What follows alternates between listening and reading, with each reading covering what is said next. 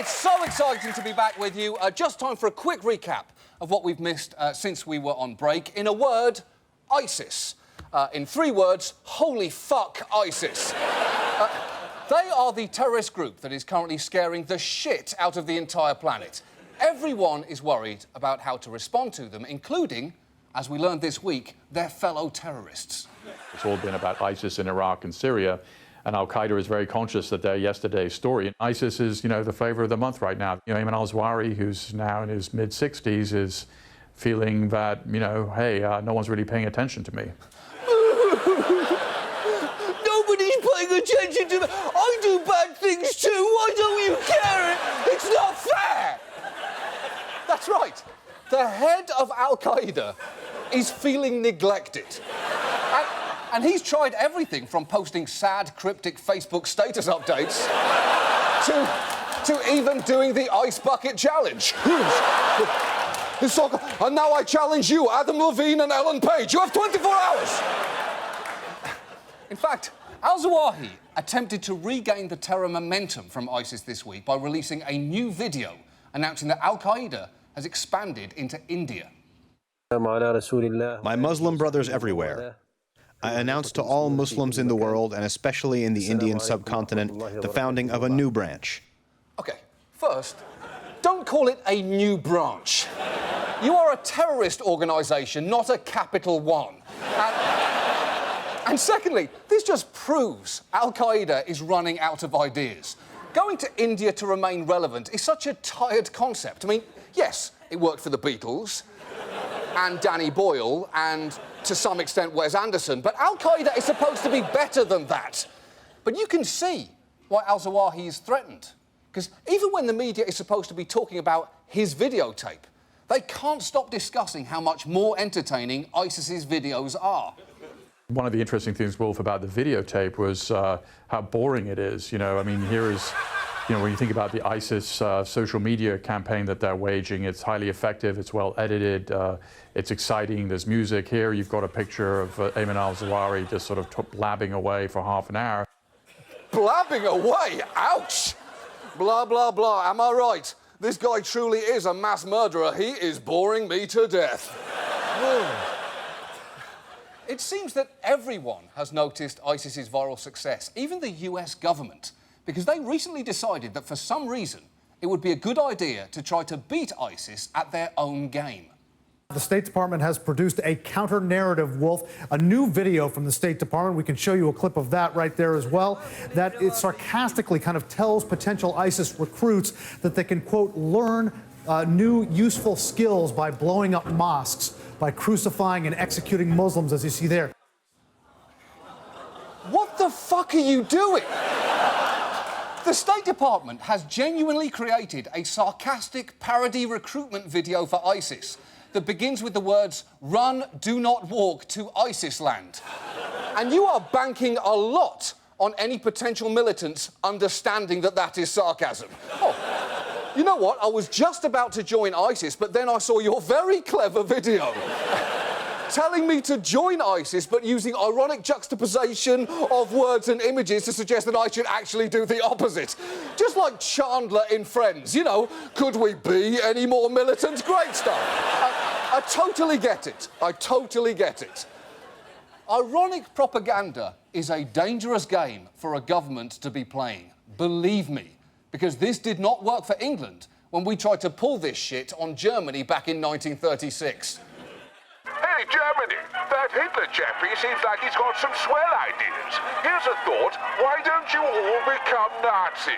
And while you're at it, Poland's nice this time of year. Why don't you just pop over there and take it? That would be a really good idea. Run, don't walk to the Nazi land. Are we 100% sure they are going to get the sarcasm here? And finally this week, Libya. It has been 3 years since Gaddafi fell, so how are things going over there? Well, that really depends on your opinion of pool parties. Personally, I've never been a fan of waddling around with a stomachache in a tepid pool of human filth. But it seems that Libyan rebels would beg to differ. In a country free-falling into chaos, Libyan gunmen celebrate. They've just taken an American diplomatic compound, so they take to the swimming pool, a symbolic moment they want the world to see. OK. I have to say, on one hand, the nation of Libya seems to be descending into chaos at the hands of Islamist militias. But on the other hand, that does look like one bomb-ass pool party. Bust out the pizza rolls and the 2 litres of Mountain Dew because Tripoli has fallen, and gentlemen, it's time to play some Marco fucking Polo. Marco, we're having fun. This is fun, right? It's supposed to be fun. Clearly, this situation is not ideal, although we may have stumbled on a very useful shorthand for all potential foreign policy fiascos in the future. Look, we better be careful how we leave Afghanistan, or it could turn into a total Libyan pool party over there. Oh, and don't get me started on Ukraine. That's a Libyan pool party waiting to happen. Oh, and one more thing, guys. How about we take that sarcastic ISIS video down, because that thing has the potential to end in the biggest Libyan pool party the world has ever seen. And now, this. And now, 60 Minutes anchors prompting people to deliver the exact soundbite they need. You got to hand it to him. Yes, you do. He was off and running. He was off and running. One way of dealing with his anxiety is to laugh at it. Is to laugh at it. So it drives the price up. You did everything together. Everything together. With that cartoon. He is sort of the father of hot sauce. He's the father of hot sauce. That surprised you? It does surprise me. And you're saying we shouldn't? I think we shouldn't. There's no reason to prepare. No reason to prepare. And that's essentially a commercial for GoPro. Essentially a commercial for GoPro. All of them banned. All of them banned. With the crowd there. With the crowd right there. That's quite an image. Quite an image. It was almost a cakewalk, actually. A cakewalk. Yeah. To beat the system. To beat the system. To cheat. To cheat.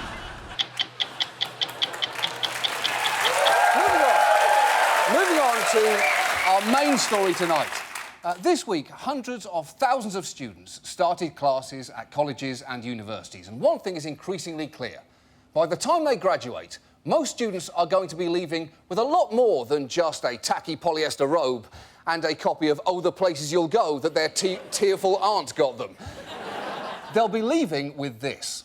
7 of 10 graduating students left college last year in debt. The total bill due for students in America tops $1 trillion. That's right. Student debt in the US is now bigger than debt from credit cards and auto loans, and is second only to mortgages. Essentially, student debt is like HPV. If you go to college, you're almost certainly going to get it. And if you do, it will follow you for the rest of your life. Because legally, student debt is a special kind of debt. It is the most collectible kind of debt there is. It is non-dischargeable in bankruptcy. They will garnish your wages. They will intercept your tax refunds. They will sue you in court. Well, they won't stop there. They'll steal your wallet. They'll pawn your baby shoes. They will shrink themselves down to 2 inches high, hide in your pocket, and take that money back 1 dime at a time. Student debt has tripled in the past decade. It has surpassed Bob Marley's greatest hits album as the thing seemingly every college student has. How did this happen? Well, more than 90% of student debt is subsidised by the federal government. And it all started with such good intentions. Here is one of the federal student loan programme's early champions. Poverty must not be a bar to learning, and learning must offer an escape from poverty. Escape from poverty. By the way, the single worst Kurt Russell movie ever made. But a higher education system open to all was one of LBJ's top priorities, along with creating, of course, a Libyan pool party in Vietnam and finding a pair of pants that could contain his gigantic testicles. Now, that last one might sound like a joke, but listen to this actual phone conversation that he had in the Oval Office with a representative from the Hagar Clothing Company. The crotch down where your nuts hang is always a little too tight. So when you make them up, give me an inch that I can let out there because they cut me. They're just like riding a wire fence. Let's see if you can't leave me about an inch from where the zipper ends round under my back to my bunghole. real. Look, we all thought the B in LBJ stood for Baines, but it actually stands for balls, balls, my big bulbous balls are too close to my bunghole. Isn't history fun? But like LBJ's testicles, the federal student loan program has now swollen to uncomfortable proportions. One reason for this might be that in recent years, states have slashed funding for higher education by 23%. Public institutions have responded by raising tuition rates, forcing students to take out ever larger loans. Why else do you think the colleges have so many fucking a cappella groups? They know they sound stupid, they just can't afford instruments anymore. Another consequence of these cuts has been that some community colleges have been forced to reduce capacity, leading to things like a nursing program in North Carolina with a waiting list just to get on the waiting list. Because that is what you need in the land of tobacco and barbecue, a shortage of nurses. But all this shows that people in this country, that they want to go to school to better their lives. And it is good that they have broad access to federal funds to help them do that. The problem is, this is where we meet one of the biggest drivers of student debt, for-profit schools, like University of Phoenix and ITT Tech. Most of them are publicly traded on Wall Street, and they run commercials like this.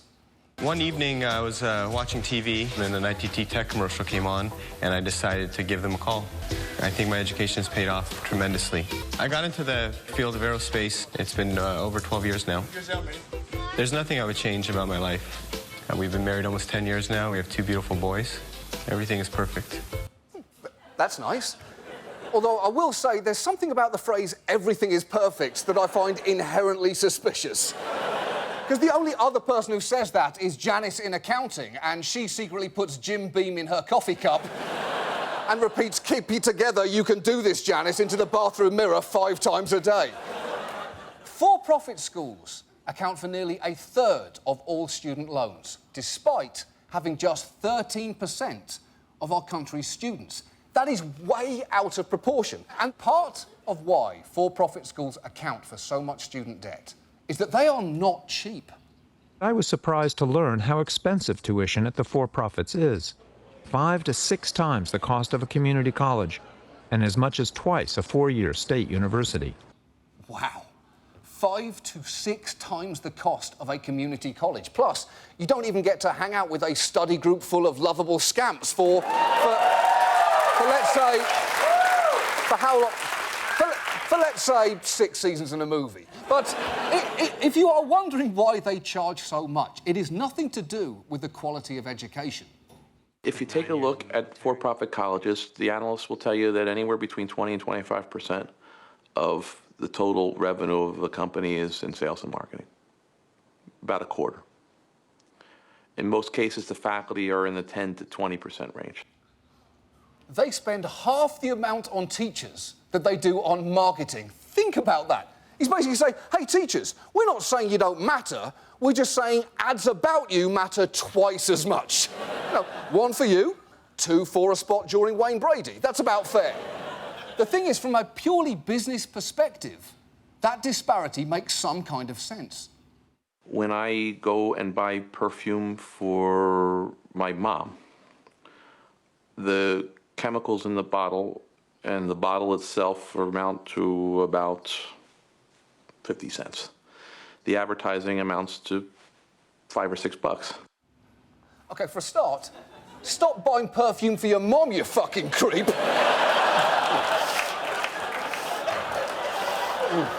I like the way you smell, Mom. You smell good. And secondly, perfume is not education, although I will say both do market themselves aggressively. You know, with perfume, it's spraying it into people's eyes when they walk into a department store. And for-profit schools, it's actually even worse. Zara Crowley was a recruiter at the for-profit Westwood College in 2007. Crowley says she quit because she couldn't continue preying on low-income youth and using something called pain points. Pain point would be something, they work at McDonald's, they don't want to be like their parents. We'd turn it on them and say, I thought you wanted to do something with your life. Do you want to work at McDonald's for the rest of your life? Yeah. They are told to hit people's pain points. The only professionals who should be doing that are dominatrixes or emo bands. That's it. And this pain point approach seems to be an industry-wide technique. This is an actual slide some ITT Tech recruiters were shown during training. That photo is from Marathon Man, where Laurence Olivier famously played a Nazi torturer. And it's maybe not saying much for your business model if your essential logic is, hey guys, this works really well for the Nazis, let's at least give it a go. But if you do sign up for one of these schools, what kind of education are you going to get? Well, remember the ITT Tech graduate from earlier and his absolutely perfect fucking life? Well, it actually says on the screen that he graduated with an associate's degree in engineering from ITT's Silmar campus. Now, we checked their public filings, and out of 115 students who enrolled in that programme in the class of 2012, 3/4 didn't graduate, and only 13 found work in that field, meaning everyone else would have genuinely been better off studying engineering at Hogwarts, because at least that way they'd have a fucking owl to show for it. And even for those who do graduate, job hunting might be a little difficult, as students from a Corinthian college nursing programme found. I've been on countless interviews, and they all ask if I've ever been in a hospital, and I would have to tell them, we never set foot in a hospital, ever. We went to a museum of Scientology for our psychiatric rotation. What? Scientologists do not believe in psychiatry. Their museum is literally called Psychiatry and Industry of Death. Going to the Museum of Scientology for your psychiatric rotation is certifiably insane. Or evidence of a build-up of thetans in your system. You teach the controversy. Now, full disclosure, we asked Corinthian about this, and they requested that we point out a few things, such as the fact that those women later sued the school, a financial settlement was reached, and that those women later went on to become registered nurses. And also that us not mentioning those facts to you would constitute reckless disregard for the truth. I mean, not the kind of reckless disregard for the truth that would lead you to send medical students to a fucking Scientology museum, but, you know, pretty reckless. Pretty reckless nonetheless. They also wanted us to take clear and extensive note of subsequent events. And in interest of doing that, you should know that this summer, after a government investigation of their job placement numbers, Corinthian colleges have agreed to sell or close every school they operate in the US. I presume that that's what they wanted us to tell you, so job done. Now, to be fair here, we're good. Now, to be fair here, the federal government does try to regulate these schools. They are only allowed a mere 90% of their funding to come from federal loans. However, for-profit schools have found themselves a truly horrifying loophole. The 90-10 rule says that the schools can only have 90% of their money coming from loans, but the other 10% could come from veteran loans. They exempted the veterans benefits, so these schools have gone after the veterans benefits as a way to leverage their ability to sign up more students. They're going after veterans, and the only time going after veterans is okay is when you let them walk through the door in front of you, not when you try to take their fucking money. Now, for-profit schools took in $1.7 billion in GI Bill money in the last reported school year alone, and this is the length to which Ashford University was willing to go to get that sweet, sweet budget-assisting veteran dollar. I went to a Marine base in North Carolina, and I found that one of the for-profit colleges was sending a recruiter to the Wounded Warriors Barracks, where she was signing up brain-injured Marines who even had difficulty remembering what courses they were taking. Holy shit. I will say this for-profit schools. They've just given us all a first-class education in the depths of human depravity. We all have a diploma in that now. And here is where I actually have some good news and some bad news for you. The good news is, a few years back, the Obama administration proposed tighter gainful employment standards. The bad news is everything that happened after that. The for-profit industry spent $10 million in lobbying that year, and also, and this thankfully is a fun bit, their trade group inundated the government with thousands of letters from ordinary students and educators asking them not to tighten the regulations. And let me read one to you. It reads, I am a career college student at institution studying programme. Institution is providing me with the education and training necessary to obtain the job I've always wanted as a career. Many people didn't even bother filling in the blanks.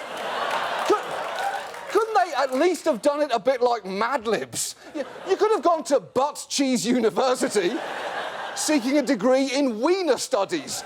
Go the extra mile. And the worst thing is, the campaign worked. The gainful employment rules were weakened and eventually struck down completely.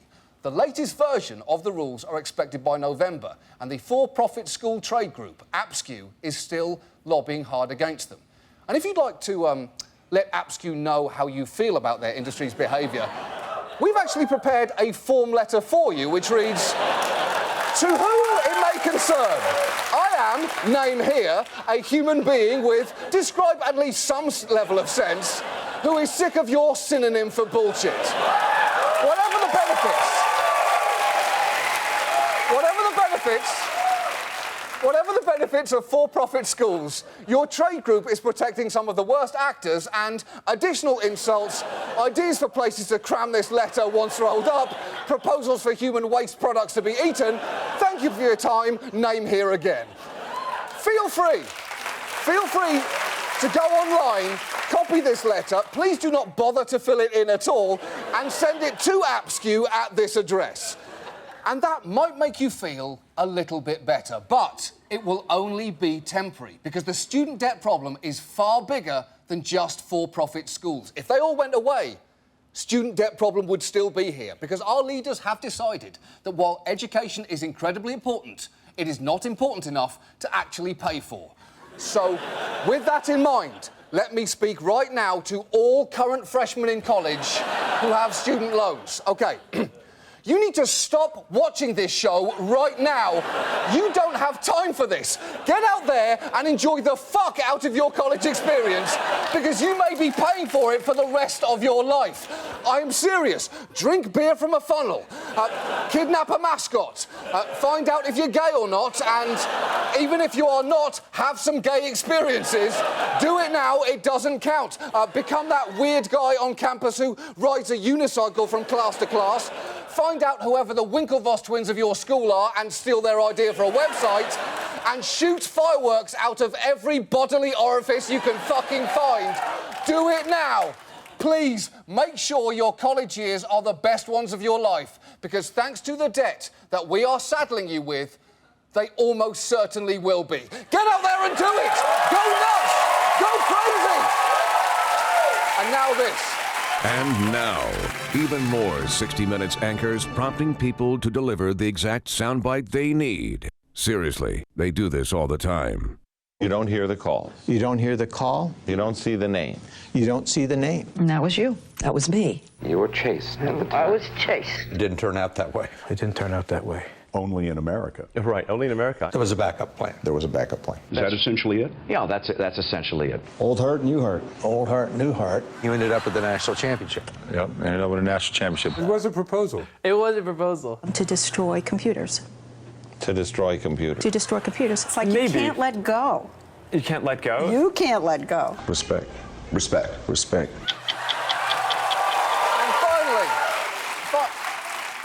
Finally tonight, before we go, you might remember that a little over a month ago, I brought to your attention the single most urgent crisis of our time. Russia has lost contact with a satellite full of possibly mating geckos. They were trying to observe their mating activities in zero gravity. But after just a few orbits, their pods stopped responding to mission control. It was terrifying. Now, you may remember that in response to that, we launched our famous #GoGetThoseGeckos campaign, uniting all fans of astro-reptilian fornication from across the globe. And soon after we launched our campaign, it seemed that we were victorious. We even released a web video announcing the good news. Russia has regained communication with their interstellar orgy-mobile. Ladies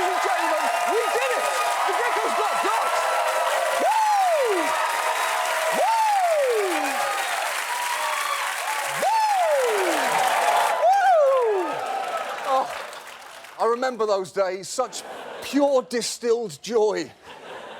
Well, it turns out I may have been a little premature because the satellite landed earlier this week and Russia had a tragic announcement to make. Russian officials say 5 geckos that were sent to space have died. No! Do you know what? I would ask for a moment of silence, but that's frankly not enough. In honor of the 5 brave geckos who lost their lives, please join me in 5 mournful flicks of the tongue.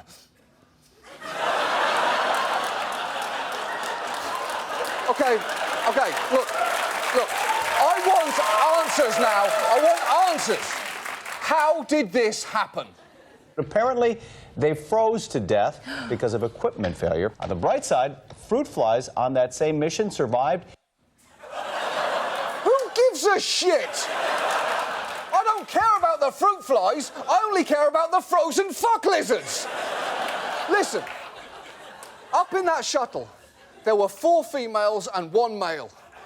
And we sent those geckos to have sex in space, not because they were easy, but because he was hard.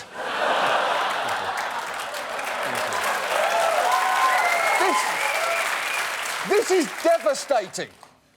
And these brave, horny space reptiles deserve a dignified send-off. Those geckos may not have been able to speak English because they were Russian. And they may not have been able to speak Russian because they were geckos. But I am sure that they could understand the universal language of music. So with that in mind, to help me honor their memory, singing their hit song, Say Something, please welcome A Great Big World. Say something, I'm giving up on you. We're all going to miss those horny little fuck lizards. I'm sorry that I couldn't get to you. But let's remember they died doing what they loved, fucking in space. Anywhere I would have followed you. And I know that right now, they're up in heaven, right up there. Say something, I'm giving up on you. And they are having high-pitched sex on the ceiling of God's bedroom. And I swallow my pride. You're the one. Now say goodbye.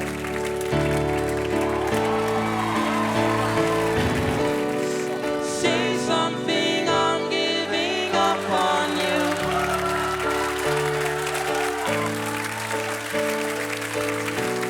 I'm sorry that I couldn't get to you.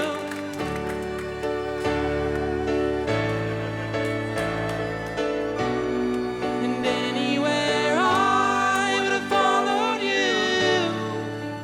Oh.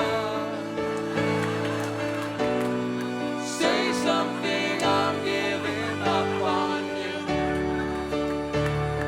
Thank you so much for watching. My deep thanks to A Great Big World. Please do join us next week. Good night to you. Say something.